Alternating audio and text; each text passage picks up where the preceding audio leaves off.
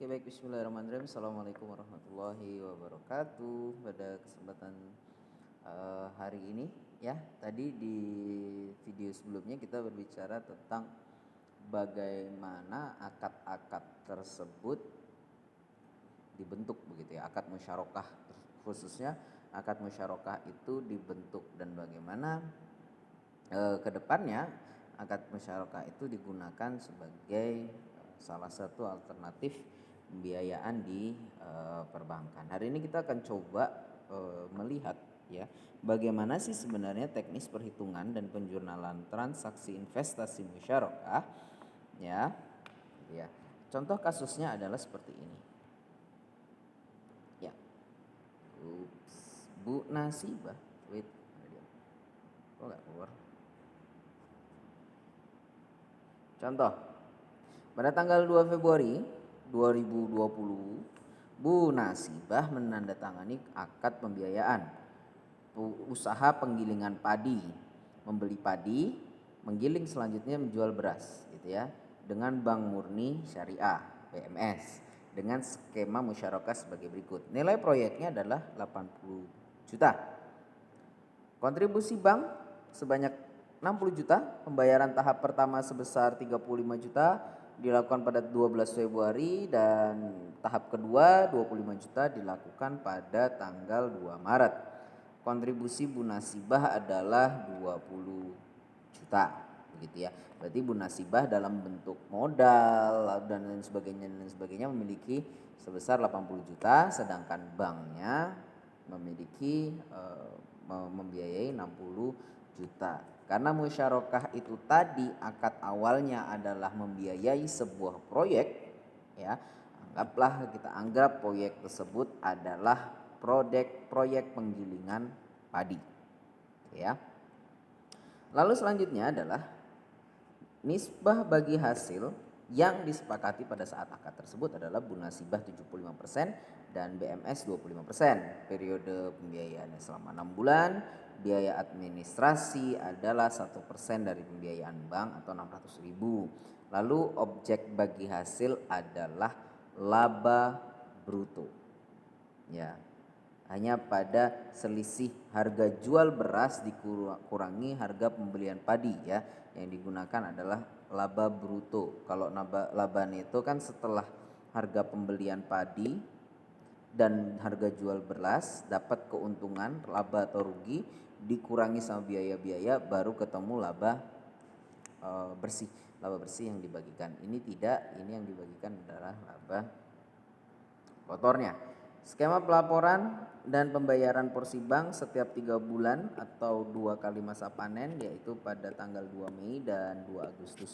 Bank akan menerima keuntungan itu pada 2 kali masa panen. Oke ya. Dan selanjutnya skema pelunasan pokok musyarakah permanen dilunasi pada saat akad berakhir pada 2 Agustus 2000 XA ya, dari 2 Februari sampai 2 Agustus gitu ya. Oke, bagaimana transaksinya?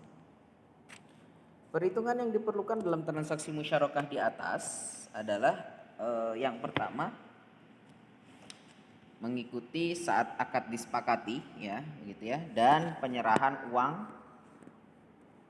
pada awal kan berarti ada akad disepakati, lalu ada penerimaan uang periode pertama, periode kedua, lalu ada penerimaan bank dari bulan pertama pada masa panen pertama dan masa panen kedua gitu ya.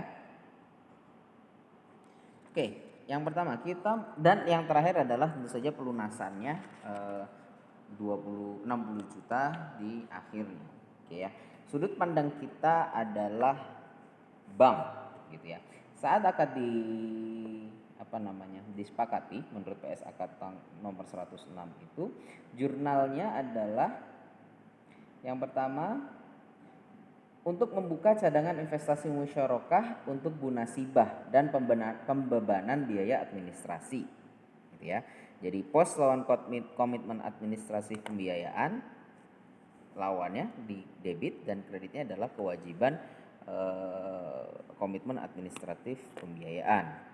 Lalu yang selanjutnya adalah rekening nasabah Bu Nasibah 600.000 di debit ya, dan pendapatan administrasi Bu Nasibah di kredit ya. Kalau di perbankan itu, kalau kawan-kawan masukkan duit ya ke bank dalam bentuk tabungan, deposito, giro, itu adalah masuknya pada kredit. Default dari kas nasabah yang dicatat oleh bank itu adalah kredit. Secara tidak langsung mereka mengatakan bahwa kas atau pendapatan kas uang yang masuk dari nasabah itu sebagai kewajiban jangka pendek gitu ya, kewajiban jangka pendek yang harus mereka sedia, makanya dia defaultnya kredit gitu. Oke, ini adalah saat akad disepakati. Saat penyerahan investasi musyarakah gitu ya oleh bank kepada nasabah. Dalam PSAK tahun 106 paragraf 27 disebutkan bahwa investasi musyarakah itu diakui pada saat pembayaran kas atau penyerahan aset non kas kepada mitra aktif gitu ya. Aset berwujud kas dinilai sebesar jumlah yang dibayarkan, sedangkan aset yang berwujud non kas dinilai sebesar nilai wajar, dan jika terdapat selisih antara nilai wajar dan nilai tercatat aset non kas, maka selisih tersebut diakui sebagai tangguhan keuntungan dan diamortisasi selama masa akad ya. Penyerahan investasi musyarakah tidak harus dilakukan pada saat akad gitu ya. Jadi dia dimundurkan sedikit, bisa 2 termin begitu ya.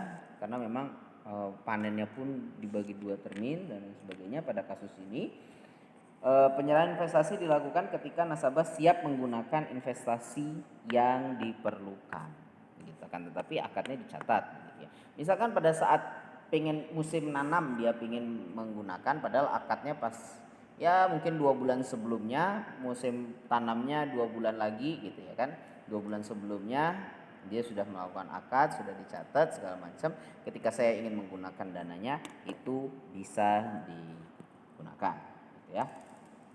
Dalam kasus Bu Nasibah ya kan, tadi disebutkan bahwa bank mentransfer 2 kali pada tanggal 12 Februari ke rekening Bu Nasibah sebagai pembayaran tahap pertama. Lalu selanjutnya adalah pada tanggal 2 Maret itu juga dilakukan transfer. Nah, bagaimana dia? Jurnalnya seperti ini. Investasi musyarakah 35 juta. Lalu masuk kas dan rekening nasabah sebesar 35 juta. Nah, lalu tadi karena di awal saat akad disepakati sudah masuk pada kewajiban komitmen administratif pembiayaan dan pos lawan komitmen administratif pembiayaan, maka dibalik ya. Kewajiban bank melakukan komitmen pembayaran tersebut sudah selesai sebesar 35 juta, dan lalu pos lawannya komitmen administratif pembiayaan juga sebesar 35 juta gitu ya. Lalu selanjutnya pada tanggal 2 juga terjadi demikian, investasi musyarakah bertambah 25 juta karena investasi ya. Berarti dia anggap bahwa bank melakukan investasi. Jadi dia anggap aset ini gitu kan. Jadi ditambahkan di debit ya dan masuk ke dalam kas nasabah ya. Tadi kalau uang nasabah itu bertambah dalam sisi perbankan, maka defaultnya adalah kredit. Berarti dia duitnya bertambah.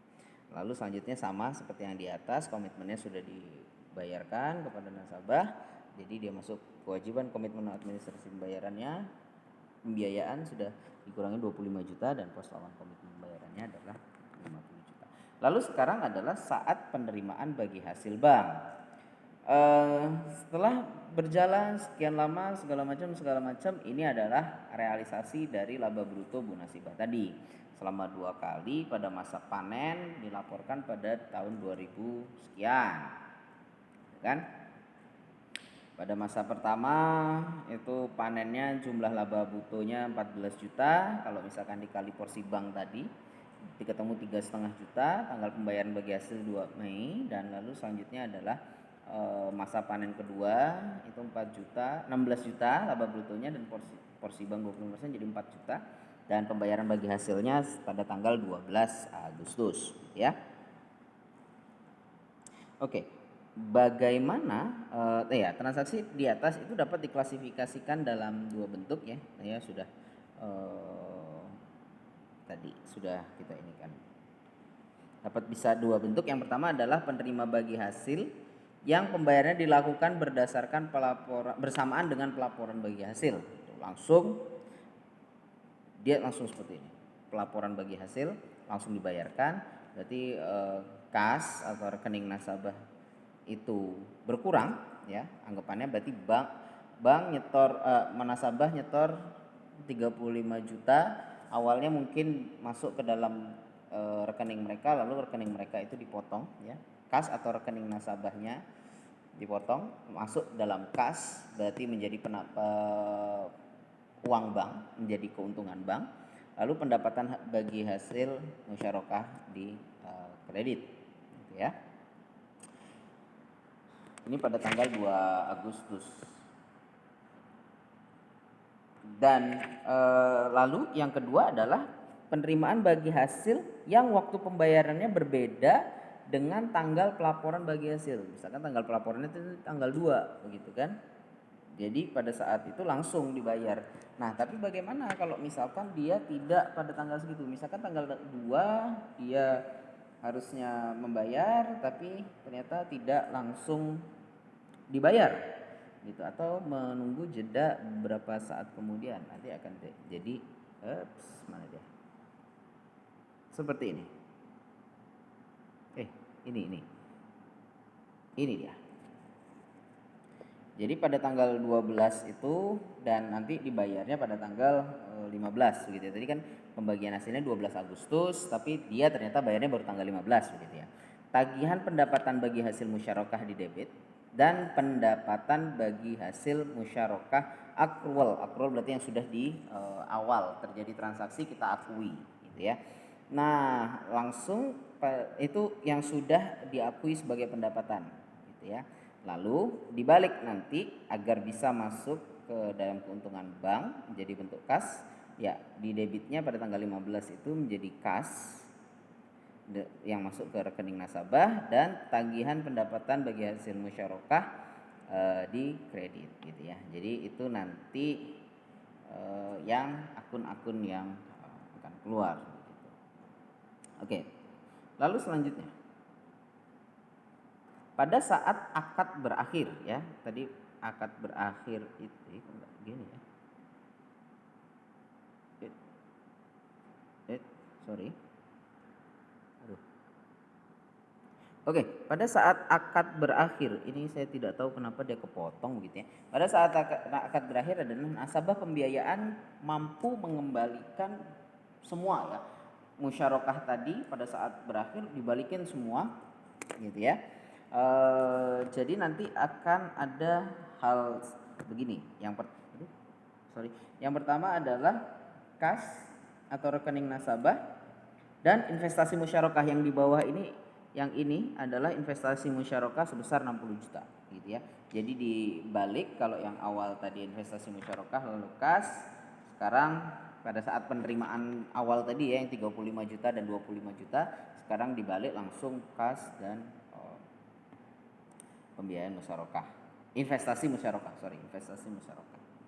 Lalu ada juga lagi satu, jika nasabah itu tidak mampu mengembalikan modal musyarakah kepada bank. Apa yang terjadi? Dia tidak mampu melunasi modal musyarakah pada saat jatuh tempo tersebut. Gitu ya. Jadi begini. Jadi di awal dikatakan piutang investasi musyarakah yang sudah jatuh tempo lalu dimasukkan selanjutnya adalah investasi musyarakah. Nanti ketika sudah bisa bayar, misalkan berapa saat kemudian dia bisa bayar, maka akan berubah.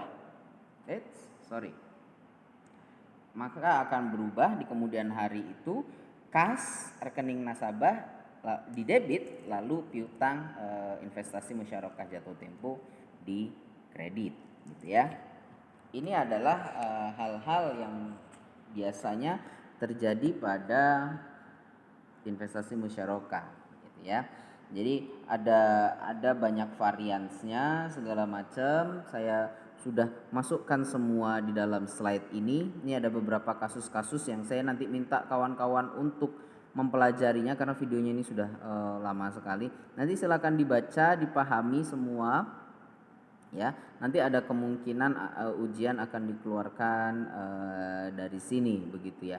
Karena saya sama Bu Rusni kemarin sudah berdiskusi, saya akan memegang sampai pada musyarakah ini dan nanti kita akan masuk kepada UTS. Nanti insya Allah segera akan saya siapkan soal latihan ya untuk teman-teman kerjakan gitu ya. Nanti silahkan dipelajari. Tentu saja saya berpegang pada bukunya Pak Ahim, Ahim Abdurrahim, Rizal Yaya dan Aji Erlangga Martawireja. Judulnya adalah Akuntansi Perbankan Syariah, Teori dan Praktek. Di situ sudah lengkap. Kalau kawan-kawan mau cari bukunya itu sangat luar biasa, sangat bagus dan bisa digunakan untuk mengerjakan soal-soal yang akan saya berikan. Atau misalkan tidak pun, saya tidak akan memaksa dan yang penting kawan-kawan bisa, paling tidak dari slide yang saya berikan di situ debit kreditnya ada, semua sudah tercapai, sudah ada satu persatu, tinggal kawan-kawan lebih memahami pada alur transaksinya begitu ya. Karena video ini sudah terlalu lama saya rasa, nanti silakan kawan-kawan kalau ada yang ingin ditanyakan, tanyakan pada thread di kolom komentar atau misalkan mau chat gitu ya. Kemarin saya minta untuk dibikinkan grup yang isinya kawan-kawan, cuman belum ada. Saya minta di akhir video ini kalau ada yang nonton hingga akhir dibuatkan grupnya begitu ya. Nomor saya sudah tertera di dalam e-learning itu, nanti saya minta tolong kawan-kawan cek di sana dan masukkan saya dan Bu Rusni ke dalam grup tersebut, sehingga kalau misalkan mau koordinasi atau ingin ditanyakan bisa menggunakan voice note atau chatting di WhatsApp. Oke, thank you, terima kasih semua, semoga bermanfaat. Assalamualaikum warahmatullahi wabarakatuh.